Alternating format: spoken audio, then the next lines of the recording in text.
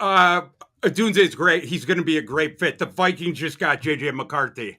There we go. I utterly ecstatic. Obviously, the Vikings. I knew. I just wanted you to announce it. Yeah, you knew I was going to bounce out. That's my gift to you. Dunze is going to be awesome, and now you have three amazing receivers.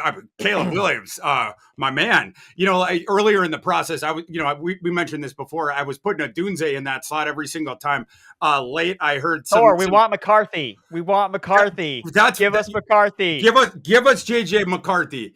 This was a fit that I'm going to move on to JJ and the Vikings right now. Sure. That I saw right from the moment, at least the fit of a player into an offensive play caller system from the second JJ McCarthy declared. And you can go back on my timeline.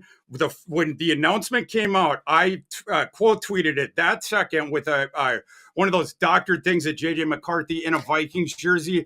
This was a tailor-made fit, and he's going to a team. Obviously, you have all the infrastructure there, the ideal spot. Jefferson, Addison, you have Hawkinson, you have the really good tackles. You have a good running back now. You have the offensive play caller in Kevin O'Connell. And so you have the whole thing that is set up. And by the way, next offseason, the Vikings are going to have the most salary cap room. And in terms of the fit of the game, JJ McCarthy was the other guy in addition to Drake May, where they're so successful over the middle of the field. All the NFL concepts you saw with JJ McCarthy in that 12 personnel offense that he ran for a sitting NFL head coach, Mr. Harbaugh, last year in leading Michigan to the national title. The skill set with JJ McCarthy was underblown coming in, and he is a less risky prospect, I think, than the general discourse that was surrounding him for some of these different reasons. This is a fabulous pick for the Vikings. They somehow got this done while retaining the 23rd pick, while retaining the 2025 round one pick. This is a bonanza. Yeah, I want to get that full breakdown here, so we'll see if I can get that up to get that full breakdown of the trade and what went down here besides just that swapping of picks. Let's get your take here before we bring back Derek Brown. Andrew Erickson, JJ McCarthy, what does this mean for his fantasy value and for the value as the doctor jersey is already up there for Thor Nystrom? He'll be wearing that all day tomorrow, I can only assume. He'll be wearing it backwards. Your take here on what this means for Justin Jefferson, because I think that is what concerns fantasy managers the most. I think the concern should be not to be concerned. Like, don't be, because Justin Jefferson's a baller, and I trust Thor's analysis and projection on JJ McCarthy more than anyone else. And I'm not going to, if people are afraid to take Justin Jefferson because of JJ McCarthy's quarterback, then let them be. Like, I'm not worried at all. So Justin Jefferson should be right back. Like, he's going to be my wide receiver too, only behind Jamar Chase. So I feel confident about this Vikings offense continuing to cook. So again, it's just a great infrastructure set up for a young quarterback like McCarthy. And look, as much as I love Drake May, like, the situation matters. And if we're looking up after 8 weeks in the NFL season, like, chances are McCarthy's having much more success than Drake May is if Drake May's even playing at that point. So I would rank McCarthy over Drake May in probably every type of fantasy format, just because of at least the early season production early in year one. I'm going to probably lean heavily towards the McCarthy side, just based on the weapons and just based on their overall skill sets. All right, let's bring back Mr. Peanut, Derek Brown, and let's get his take on this selection here. I'm sure he's got a lot of feelings about Penix, Derek Brown. Let's start with JJ McCarthy instead. Is JJ McCarthy now officially the number 3 quarterback in the Dynasty rookie draft now that he's landed with the Minnesota Vikings? Did you just call me Mr. Peanut? I did just call you Mr. Peanut. If you had the monocle, you would have really nailed the entire look. But there was a question somewhere. I'm sorry, that tore me up. The question was, now that JJ McCarthy has landed with the Vikings in this offense with a great offensive-minded head coach, with a great wide receiver in Justin Jefferson, is he now officially the 3rd guy on your Dynasty QB board in this rookie draft? I've had him at QB2 the entire time. He's not moving. At 2, so you have him over Daniels. No, Daniels is my QB1. JJ is my QB2. So over Caleb Williams there. Yes, sir. And okay. Why is that? Because that is a spicy meatball right there.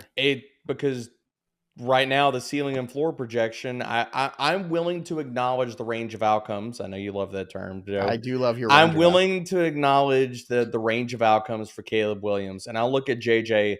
This was the perfect landing spot. The one that, I mean, really the perfect ecosystem for any quarterback to land in.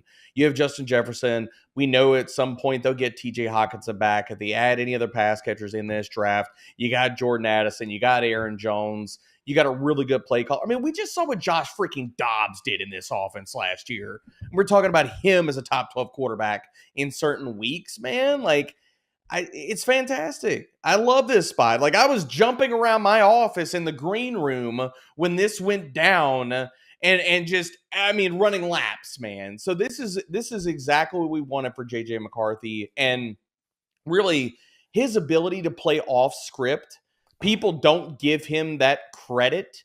They're going to learn in KOC's offense, and they're going to learn fast. I'm not telling you he's starting week 1, but once he gets under center, it's going to be great. All right. What about Michael Penix going to the Atlanta Falcons? I'd love to get your take on that one before we get the 11th pick in here.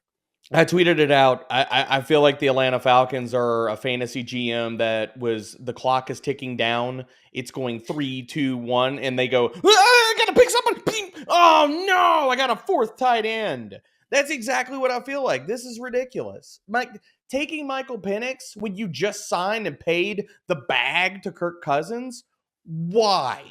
Why at this point? Even if you had to trade down a few spots, what did you think? Like Minnesota's trading up for Michael Penix? Any other teams coming up for Michael Penix? Where you had to take him in the 8th?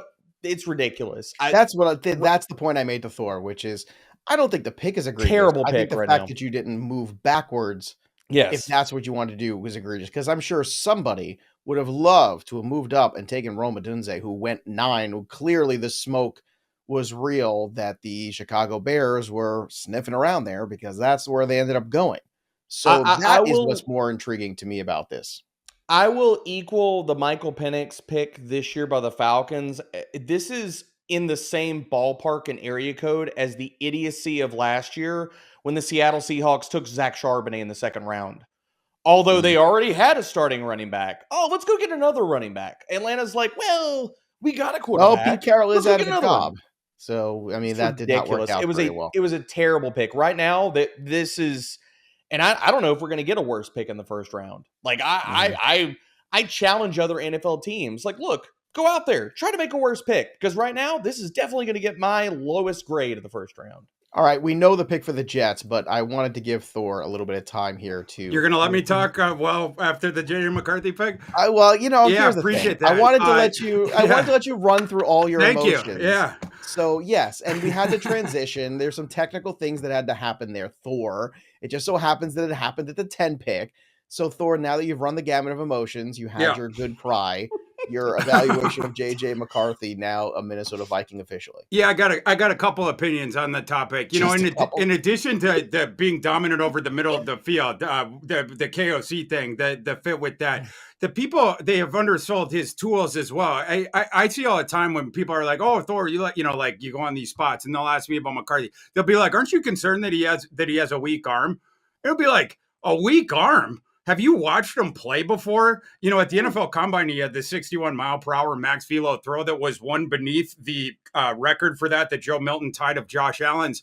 And then, so you have, and then, on his film, it's all over the place. This is the first thing that Debro and I were talking about before our quarterback episode. This is right before Valentine's Day.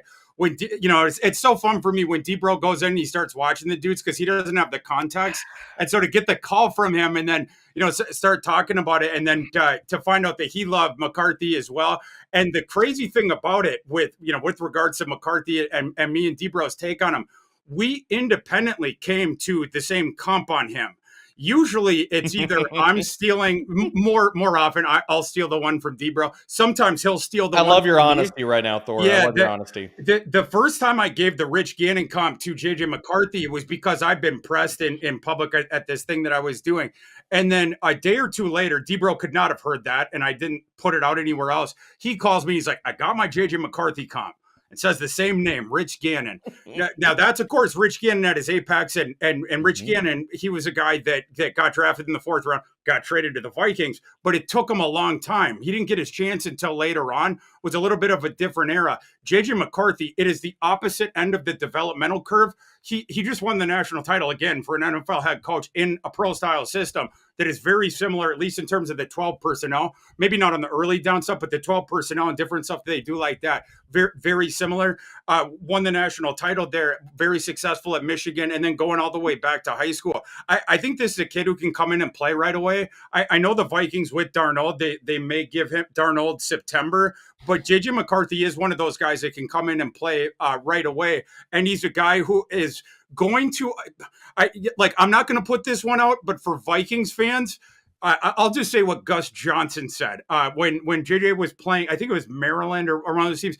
He had this crazy scramble around, and Gus Johnson yelled out, "Hello, Fran Tarkenton."